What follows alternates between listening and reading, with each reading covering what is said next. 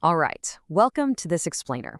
Today, we're tackling the AS Biology 9700 syllabus, specifically something I like to call the telomere trap, and exactly how you can secure those tricky gene loss marks. Picture this. You open up your paper two, you spot a massive data question on telomeres, and you just start writing down absolutely everything you memorized. But you still miss the top band. Why? Well, today we are tearing down exactly why smart students fall into this trap and how you can flip the script entirely. Okay, get this. Mastering the role of telomeres accounts for approximately 15% of your total marks in biology paper 2. Seriously, 15%. That is literally the difference between a B and an A star.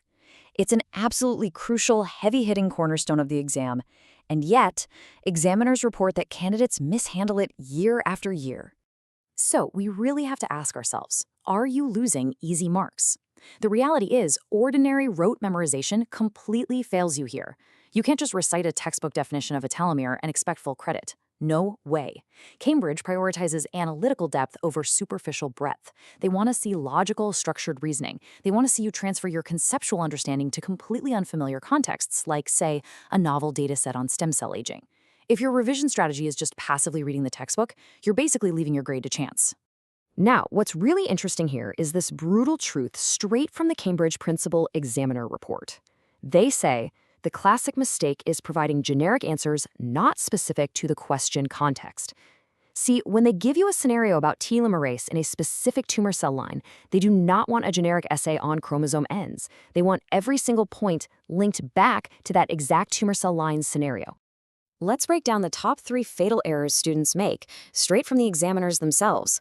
First up, missing units in calculations. If you calculate the rate of telomere shortening and just write 50 instead of 50 base pairs per cell division, you lose the mark instantly. Tragic, right? Second is unchecked units and terminology. This means doing stuff like using the word chromatid when you actually mean chromosome, or totally forgetting to specify whether you're looking at a somatic cell or a stem cell.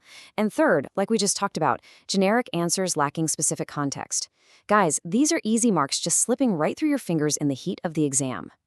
Now, in just a moment, I'm going to reveal a specific examiner clue that changes your answer completely. It's this hidden signal in the prompt that tells you exactly what they want.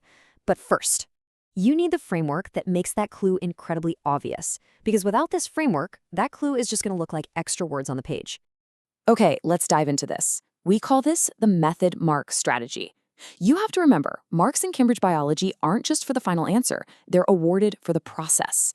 This 4-step pipeline is basically your bulletproof shield. Step 1, identify the biological concept. Step 2, extract the evidence or data directly from the stimulus materials they gave you. Step 3, apply scientific reasoning to connect that core concept right to the data. And finally, step 4, package the whole shebang using precise examiner wording. This is exactly how you systematically build a top band answer. And this framework feeds perfectly into an active problem-solving sequence. Deconstruct, solve, and evaluate. First, you deconstruct the question. You identify the given information and break it down into logical steps. Then you solve, systematically, executing your analysis with really clear step-by-step working. Finally, you evaluate. You step back, check your result to see if it's actually reasonable, and make justified recommendations based on the evidence. This procedural framework, it's completely non-negotiable for those higher-order assessment objectives.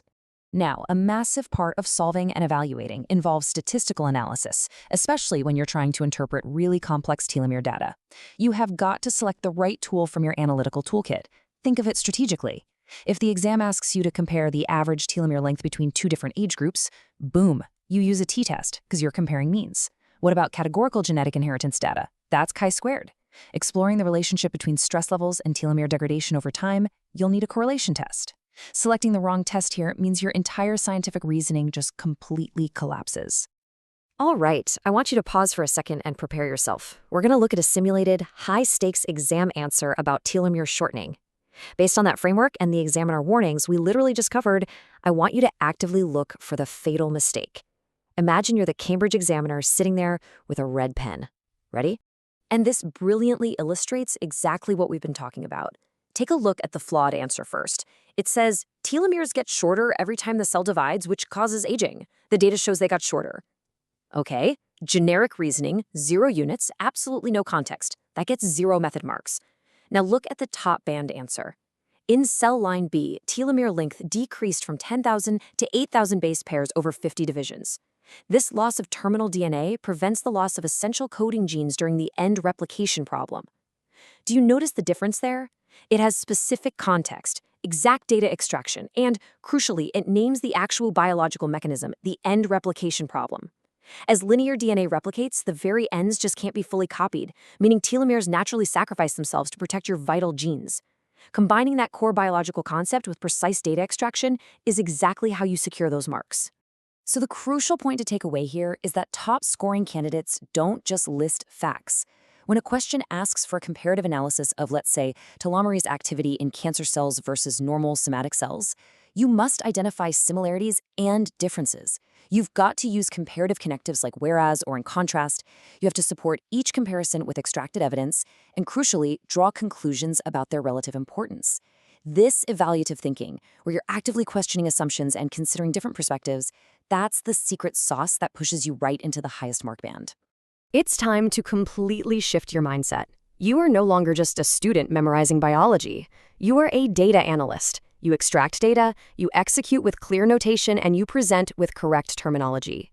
Thinking like an examiner means realizing that the mark scheme is actually designed to reward you. As long as you follow their structural rules and connect the biology directly to their data. But here is the ultimate trap. What happens if you execute this entire framework perfectly? You extract the data, you use the right terminology, you check your units, but you fundamentally misunderstood what the examiner actually asked you to do? This beautifully structured framework collapses instantly if you misinterpret one single word in the prompt, the command word. So, what does this all mean for your next exam? Well, if you don't know the precise difference between describe, explain, evaluate, and calculate, you are honestly still flying blind. Ask yourself, are you actually answering the question they asked, or just the one you hoped for? Our next explainer is the absolute mandatory step to solving this exact problem. We're going to decode the command words that literally decide your mark band. You really cannot afford to miss it. Subscribe to our YouTube channel, Ace the Exams, at Ace the Exams IGCSE to excel in your Cambridge examinations. See you in the next masterclass.